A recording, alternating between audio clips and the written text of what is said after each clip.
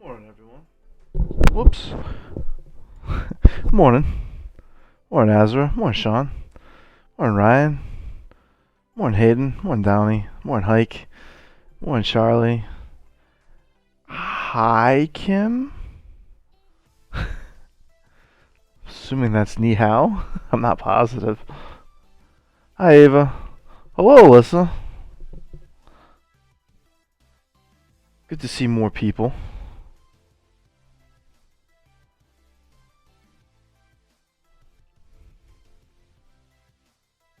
So today, the agenda, got period D up right now.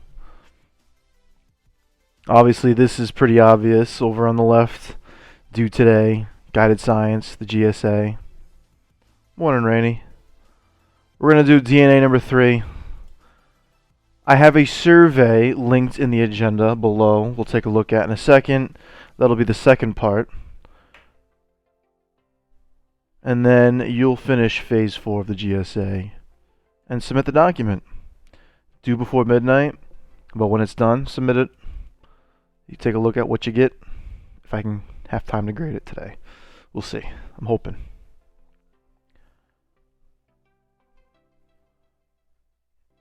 So again, DNA, we're going to have a survey linked down bottom, and then we're going to finish the GSA and turn it in, which a few people have actually turned in early already. DNA number 3. What are the problems that are surrounding interstellar travel? Those of you doing App C already have an idea. Maybe you can give us your answer in the chat. If not, we'll do a little bit of discussing and some notes. But Ryan, Hike, I think Hayden. I know you guys are doing App C.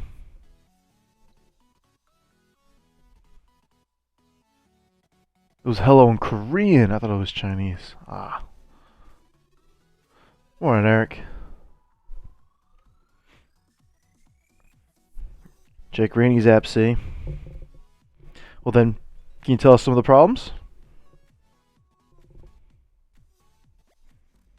Why haven't we gone to an exoplanet? It's like, why haven't even we gone to another planet? We've only been as far as the moon. Good morning, Gian.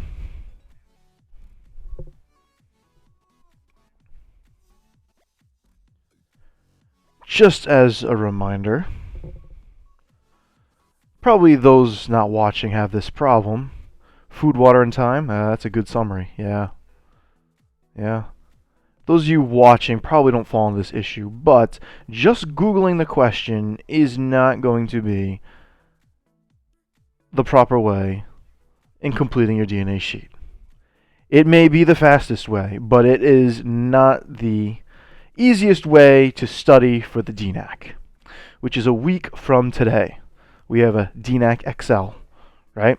It's going to have this week and next week's DNAs. So if you are Googling, what is the habitable zone of a star for DNA number 1, and you tell me that it is called sometimes a circumstellar habitable zone because it's, circle around the star, you don't need to tell me that.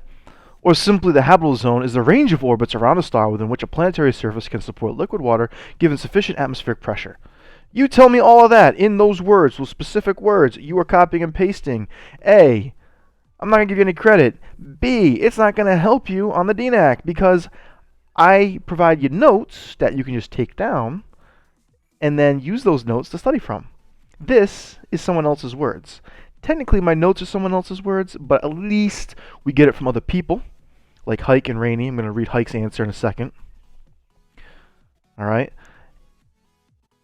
And that's not going to help you study. It's more memorization than just us coming together to make notes. Okay? Or DNA number 2, you Google what is a spectra. You find out that it is plural form spectrum. And then you look over here and see Wikipedia. A spectrum is a condition that is not limited to a specific set of values but can vary without steps across a continuum. No, that's nothing to do with what we were talking about when we talked about spectra. A rainbow of colors. that you can break apart from different light sources. So again, that's not going to help you. Do not just Google these questions thinking you're all set when I help you or other people help you. And then what problems are interstellar travel? This is one issue, but this is not all the issues that we're going to talk about. I don't think even anyone said that. All right? So just keep in mind, do not just Google the questions to look for answers, because my DNAT questions come from the notes, which come from the questions that we do in class, right? Everything works backwards. Don't just jump off track to Google. All right? So what are those problems? Jake Rainey says that we have food, water, and time as major issues. Time is the big issue, right? Time. I keep jumping all over the place. There's my whiteboard. Time is a big issue. It takes a lot of time to get to another star, which means if you're going to have humans aboard a spaceship, you're going to need the food and water for life to be successful in that time. The Oort cloud, that's another thing, Jake, that there are trillions of icy comets out there, but even though there's so many of them, space being so big, there's probably enough space that you're not going to collide any of them. Communications and speed are the other really big things as well. Okay, you can only go, as far as we know, as fast as the speed of light, or if you have mass, just a little less than the speed of light. And even if you could get there, which you can't right now, the nearest star is 4.3 light years away. It would still take you 4.3 years to get there. So communications, if you had to send a message back to Earth, it would take 4.3 years to send that message back to Earth, and then 4.3 years to get a reply back. So you're looking at almost 8.5 years just to receive a message back and forth. 8.5 years. Well, you can just text somebody instantaneously right now because they're not very far away. Okay? Those of you that play online games, ping, lag, we talked about that when we talked about the Google Data Center. There's lag because nothing is faster than light, and light does have a limit, so you will have milliseconds of lag, right? What else? Hike. The nearest star systems are multiple light years away, so it would take a long time to get to another star, even if you travel close to light speed. Great. Okay, so really focusing on the distance and speed, just like Jake said. All right. Be hard to store fuel for the spacecraft, and it would also be very expensive. Also very true. All right. These guys did some research on some of these interstellar plans to try and get to another star. The engines and the fuel used are incredibly rare and incredibly expensive, or incredibly dangerous. And I'll start helping you write some of these notes, but one option was a fusion reactor. Lots of radiation, lots of energy. You got to be careful because we're biological systems. Okay? Biology and radiation don't always go hand in hand with each other. Also, antimatter engines, right? You guys did a little research on antimatter. Antimatter is incredibly rare, incredibly hard to produce. And so you would bankrupt the world by trying to make enough fuel for an antimatter engine. And then there's other options that are unmanned spacecraft. It would take a little longer, but then you don't have people aboard to do any exploration. You just send a probe to another star. All right? So there's ideas, and then there's even a warp drive being floated around in NASA, but nothing concrete yet. All right? Gian just wants to know when we're going to have a big quiz. You're going to have a DNA XL a week from today. May 14th, you're going to take a 12-question DNAC. Be worth 2 DNACs. All right? Reproduction is an issue, Ryan, if you're talking very far away, so like thousands of light years. You need to be able to either go into suspended animation, or you got to have enough people to reproduce to have a colony in the future.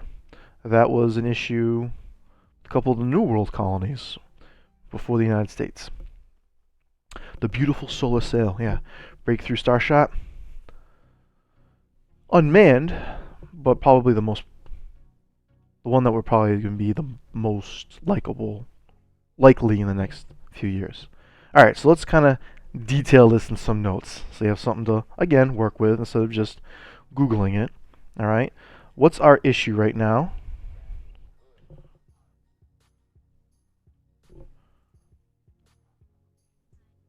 Our issue is we have our sun. And we have our little Earth.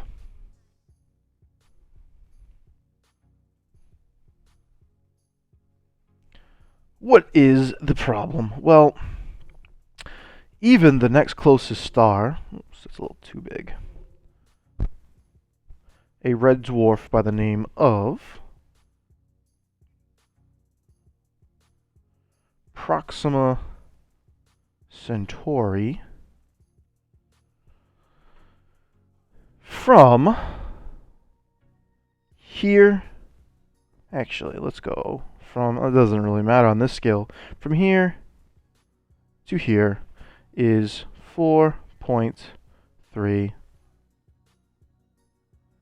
light years. So from Earth to Proxima Centauri, you could even, I'll put this in here. I don't know what color it is. We'll just make it, I don't know, dark gray.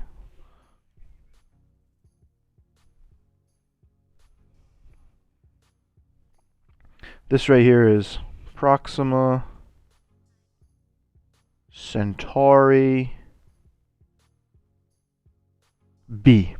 Remember, when we are naming and talking about exoplanets, the star has the name Proxima Centauri, and that any exoplanets have a little letter, lowercase letter, with the star's name after to designate a planet. So Proxima Centauri B is the first planet around the star. We don't put A. A would be the star. We just don't write A. Proxima Centauri C would be the second planet around that star. D would be the third planet, so on and so forth, and go all the way to Z. 26 planets. Never seen that, but you could write it like that if you had that many. Okay? So it's 4.3 light years away. All right? Which, now let's kind of establish this problem. If, this is a big if, even if you could travel the speed of light, it would still take you 4.3. That's a little messy. I know it's messy in general, but I'm trying to clean it up a little bit. 4.3 years to get there. And then, once you got there, it would take 8.6 years to send a message back to Earth and receive a reply.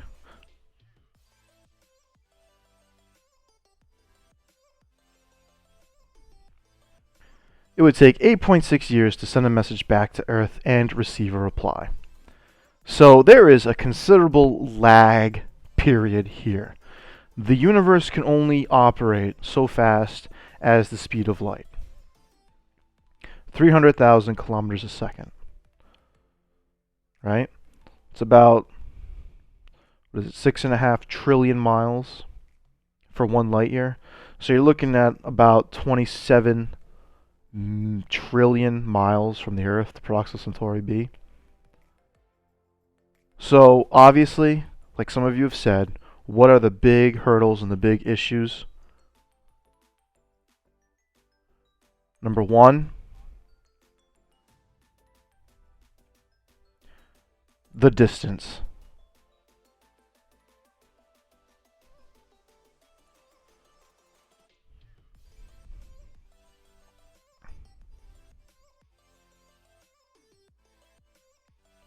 long travel time,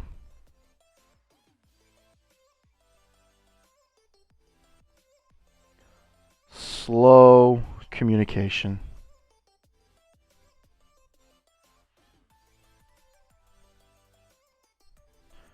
Even though light is very, very fast and is the fastest thing in the universe, space is too big.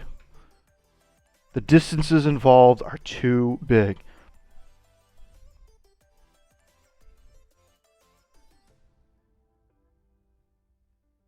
Too big for light. So that's the major issue right there, is distance is too big for light. You can be in a room and you can flip a switch on and you can have light fill the room immediately. It's because the room is maybe 20 feet, 15 by 20 feet. We're talking 27 trillion miles just between two planets, but the two planets that are closest to each other, or the two stars closest to each other. So the distances are just too big. Even the closest stars, it's just too big. That's the big issue. Distance. Long travel time, slow communication.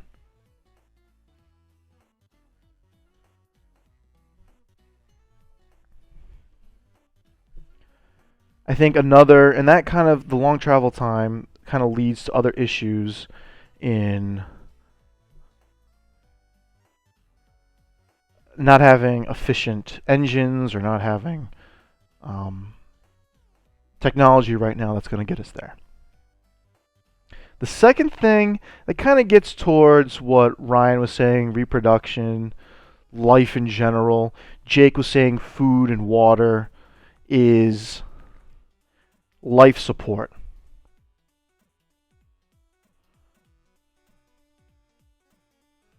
There is, in space, high amounts of radiation.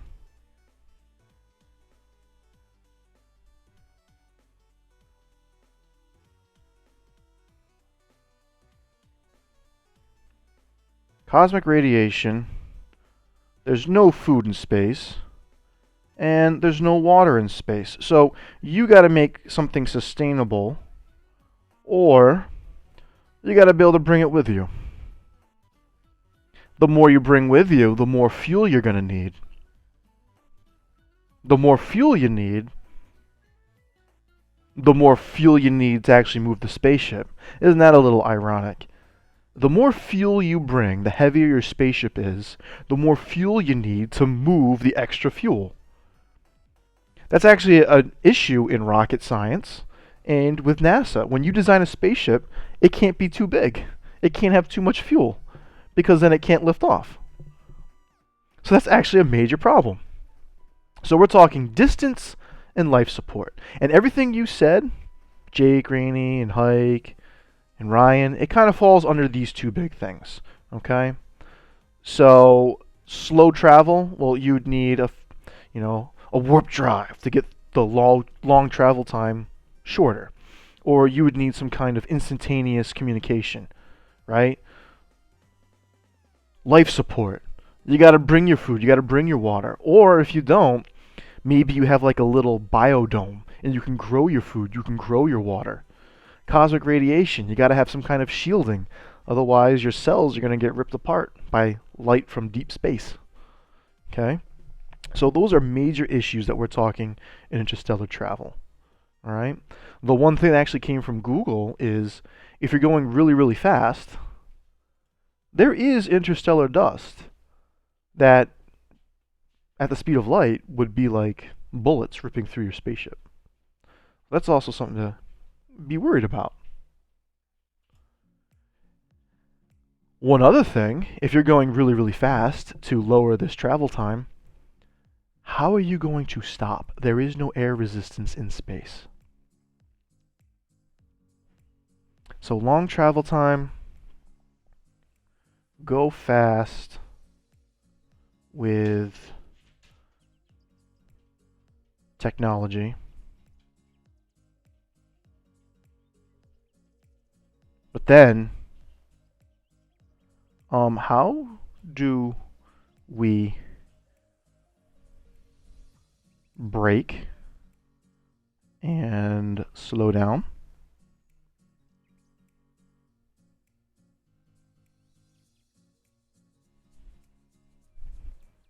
So even if you go fast, how are you going to slow down? Go the speed of light and try to slow down. You'll destroy yourself. Right? There's no brakes in space. There's no air resistance. So that's another issue to kind of think about. All right. So there's again two big problems, but each of them kind of have small little ideas with them. All right. I would definitely know these two big problems. All right. Those of you doing App C, you can get more in depth with the little problems that are branched underneath the big problems. So really know distance and life support if you're not doing App C. Any questions? So again, each of these DNAs kind of built off each other in that, and also that they connect to the GSA. Those of you doing App B would be the astronomer looking for sun-like stars, looking at the spectra of stars to see if there's different sun-like stars around in the galactic neighborhood. People doing App A would be looking at those stars for any habitable exoplanets. What criteria would be a habitable exoplanet? And then people doing App C today would be, well, how are we going to get to that exoplanet that the people in App A found? And those people in App A found it because the people in App B found the star. So everything builds off each other in this GSA. Hopefully you see the big picture. If not, at least you know the notes. And hopefully you'll see the big picture as we finish. So after this DNA, kind of quickly, I did throw together kind of a long survey about science and distance learning. I would like you guys to fill out that survey before jumping over to the GSA. All right, doing it as honestly as you can. I am taking your names just so I can track how you are doing in class. So using your grade to see how you are using the resources I'm trying to give you. All right. So it's a lot of information. Most is multiple choice except for the last few. All right. So go ahead and fill that out if you haven't already done so. No DNAC today. There is a DNAC a week from today on May 14th with 12 questions. You are completing the survey now.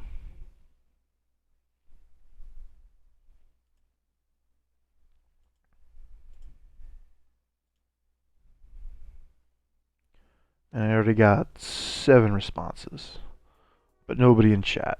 So if you already have, yeah, go ahead, do it right now. Get it done with so that we can move on to the GSA. And once we're on the GSA, we're going to stay on the GSA.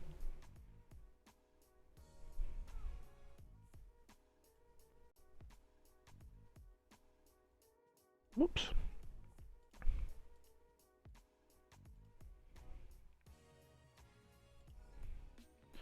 So fill out this survey. Yes, now. So that we can jump over to the GSA and then stay on the GSA.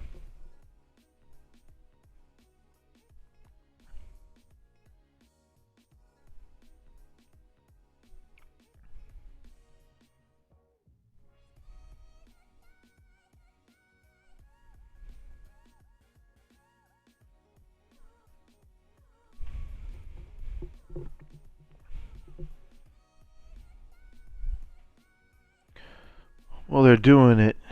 Hayden, I got that link for the video on why the speed of light is the speed of light. It gets a little in depth in the beginning, but the second half, he keeps it a little more simplistic. So if any of you are also interested on why the speed of light is around 300,000 kilometers a second and not 400,000 kilometers a second or not 200,000 kilometers a second, that video kind of provides a reasoning behind that. It's in short, a physical limitation of the universe. Maybe it's different in another universe.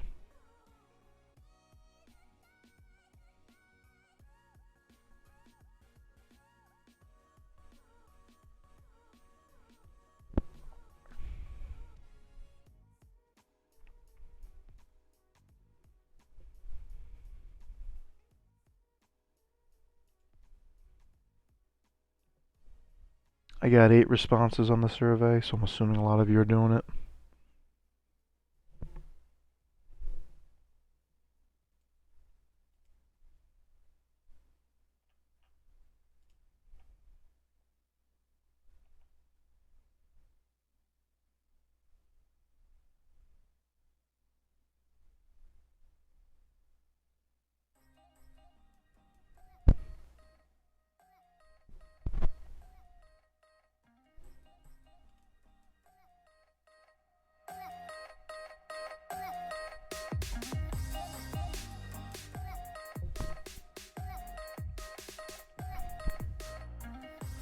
If you're done with the survey and you're kind of just hanging out, you're waiting, you can open up GSA number 1 and kind of go down to phase 4. I'll be doing that myself very shortly.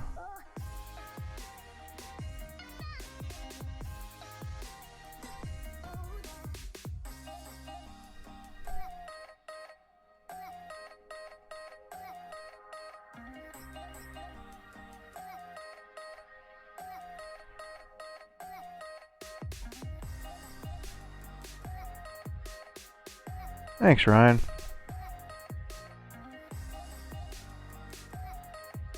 It should be already all set, Nikolai. I made it, as long as you have the link, I made it anyone can take it.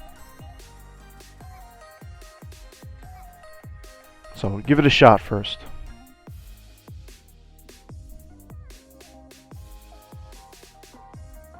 Alright, wait for a few more people to say they're good.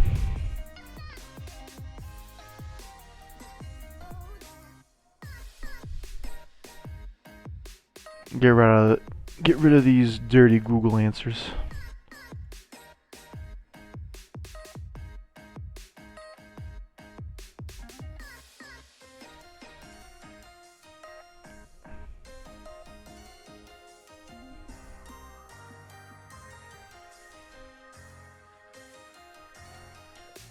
So each of these should be all filled in and all set.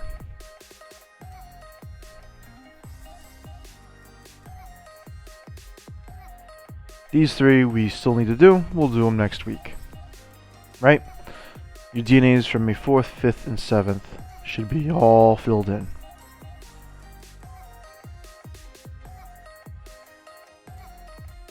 And reminder that if you miss something, too, you can always check back on the video. So 4, 5, and 7 are done. 11, 12, 13 is next week. We'll take our DNAC next week, next Friday, next Thursday.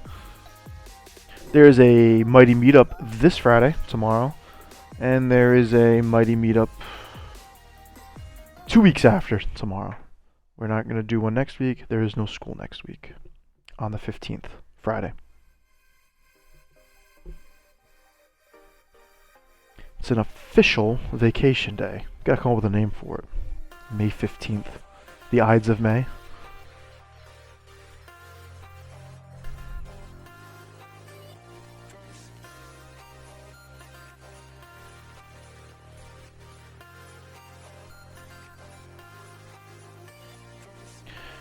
Alright. Again, if you miss something, you can always check back later.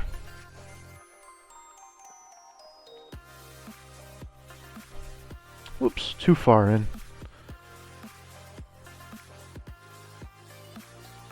We started by just going over exoplanets, and exoplanets being Um, that's as soon as I was talking about exoplanets, Ryan. Same stuff that we were doing last week. I think it's going to be a little different. Miss Kulof's going to show a movie again. Miss Grant was talking about setting up a scavenger hunt. We were thinking about condensing some of the rooms, so I may be part of the scavenger hunt, or I'm going to set up a checkers tournament instead of categories. Mr. Howman, I'm not sure what he's doing right now. He might join the scavenger hunt if I don't.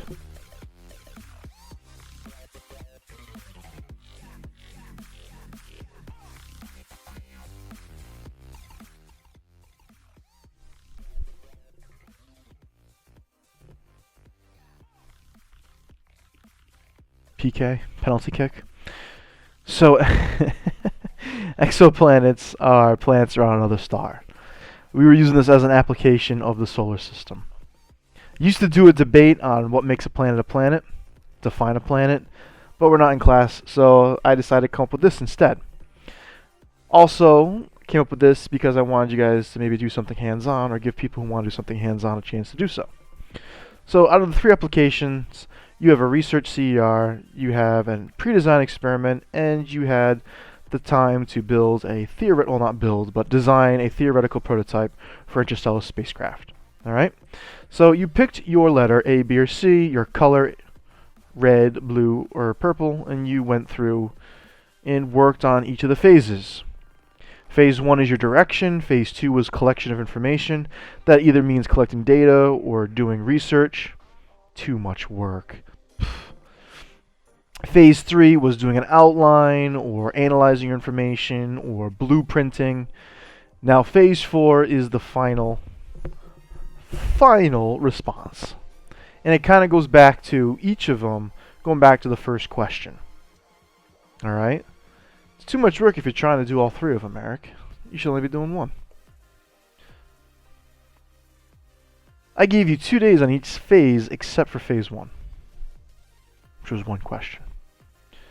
So for Phase 4, in your final response, you are stitching together your A, your C, your E, and your S in a final response right here.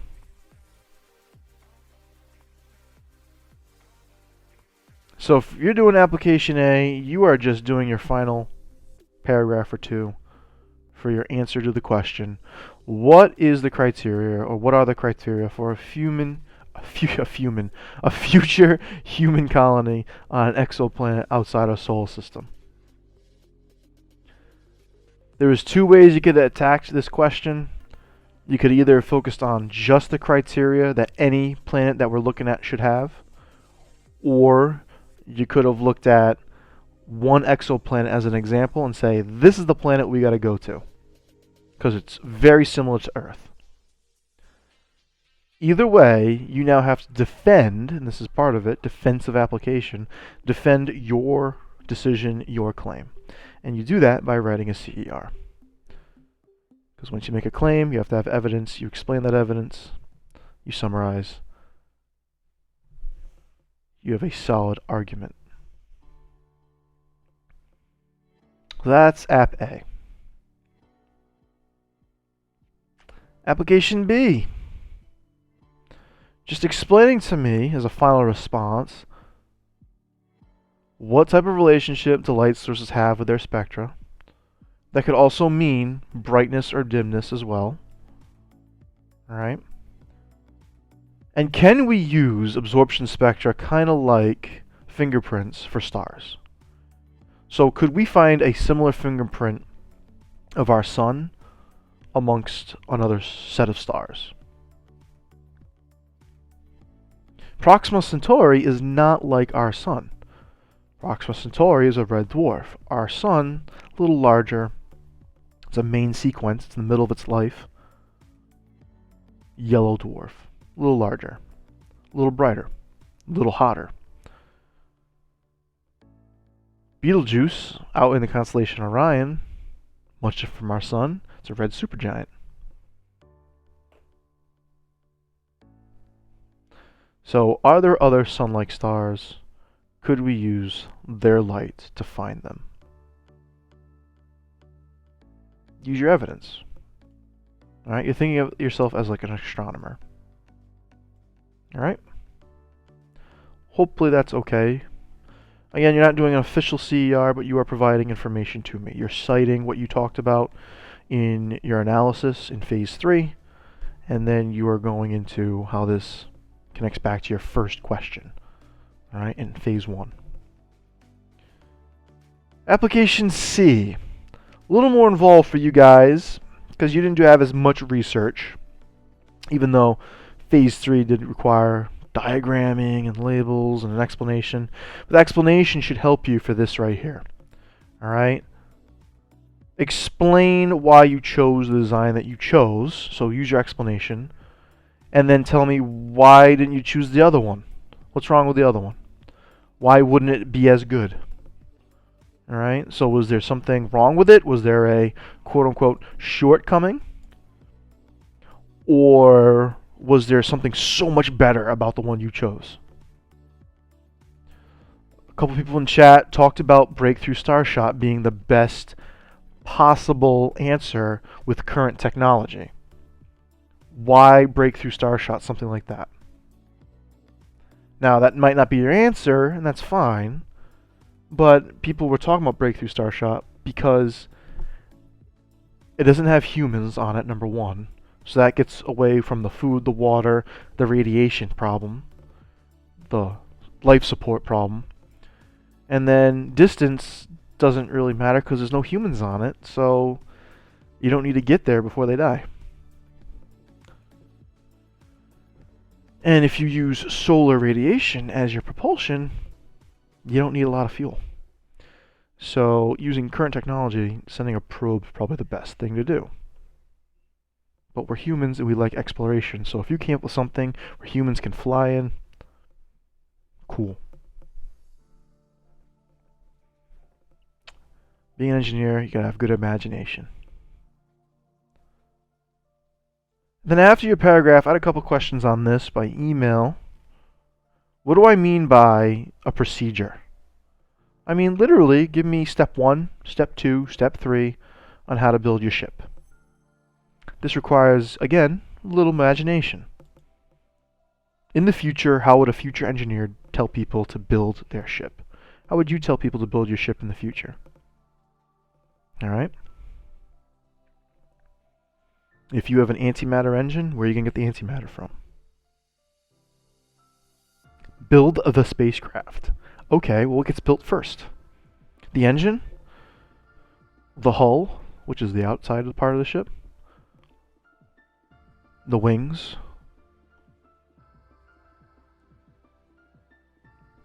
Build solar sail using tin and gold, launch we. Alright, so you just launch your sail with no computer attached to it. Great, you just sent some tin and gold to Proxima Centauri. It doesn't have to be incredibly long. I just want you guys to think of steps. Steps on how future engineers would make it. Don't stress over the procedure part. It's just, how would they do it? Computer schmuter. Alright, how are you going to guide yourself? What's the point of sending it if you don't have anything to record information? We want to see what this place is like. You have humans? No. Alright. You're going to strap a human to that? Human's going to be dead.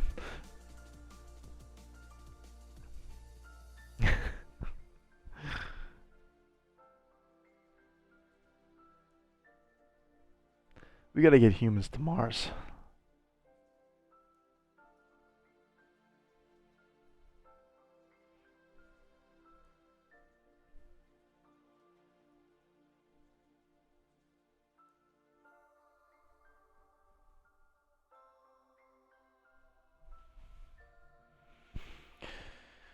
But then humans got to share their experiences with other humans. Other humans want pictures.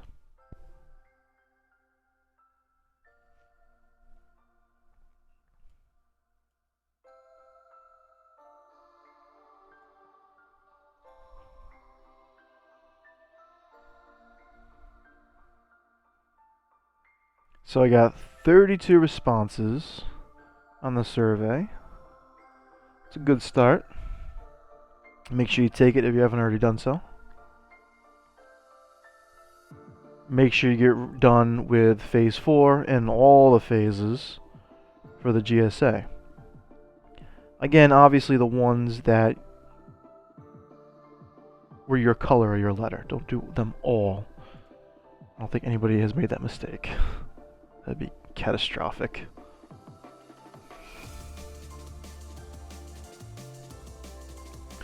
Just gonna attach a human to the solar sail. Seems very safe.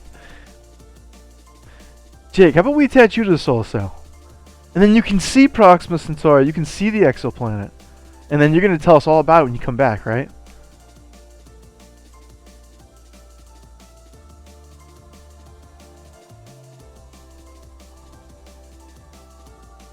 Deal. Right. Anybody got like 3 football fields of tin and gold? I think aluminum would still work well, by the way. Oh, just your brain. Alright. Well, in that case, anybody got any wires?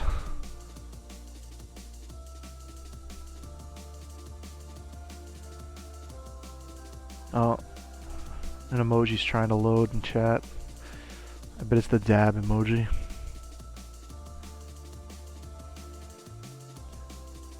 If you have questions, again, it's always not a bad idea to check out the rubric. I'll be grading each of these sections out of 4 or 3 points. Phase 2, Phase 3 will have 4 points. Your final piece will be out of 3 points. Your first piece will be out of 3 points.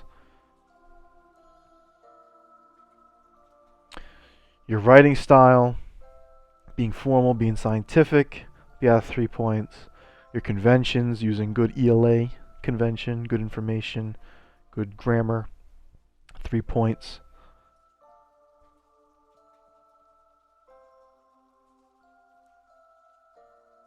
Oh, that's lame. Why would somebody have a load emoji? Vocab will be out of 4 points based on your use of your research and incorporating other words that we haven't gone over in. That does not mean copying and pasting information into your document. It means using words. Yeah, I got it. It's literally a circle. I got it. Stupid.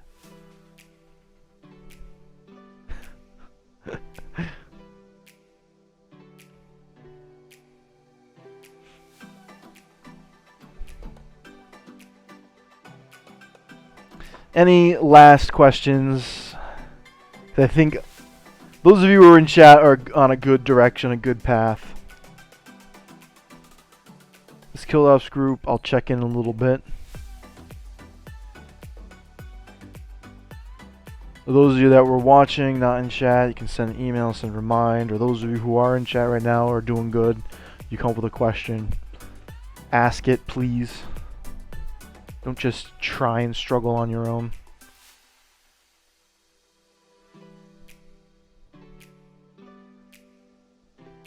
So Ryan speaks for you all, says no questions. That sounds good.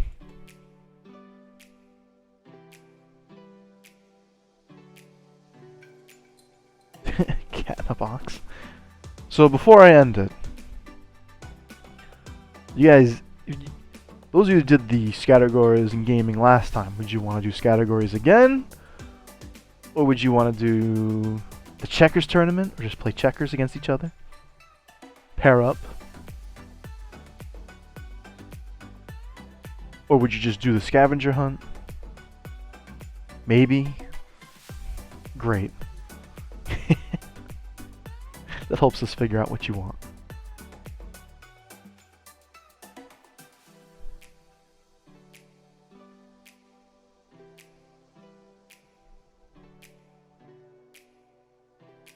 Just want categories again. Downey's all for categories. Or you can watch your movie with Kildoff, that's right, yeah. You'd probably want categories.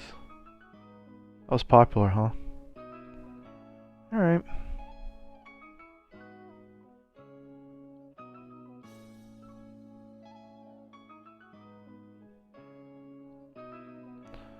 Well, think about it. Join the meetup tomorrow, starting at noon. Check the Mighty Duck Classroom for a link, like last week. We'll all show up. It's hobby day. Wear something. Show off your hobby. Alright? I will see you guys later. Give me questions if you get stuck. Have a good Thursday. Kim's unknown.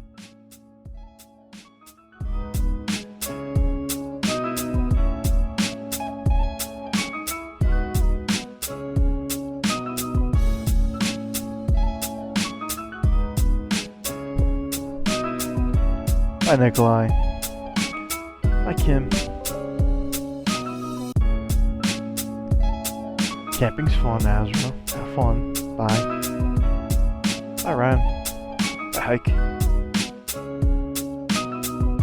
Rainy just screams aluminum or tin instead of goodbye. It's weird.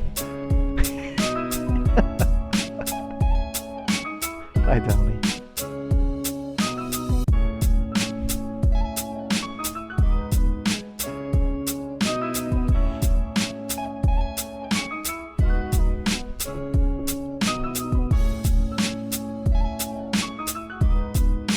You're not weird, you're just really into your solar sail.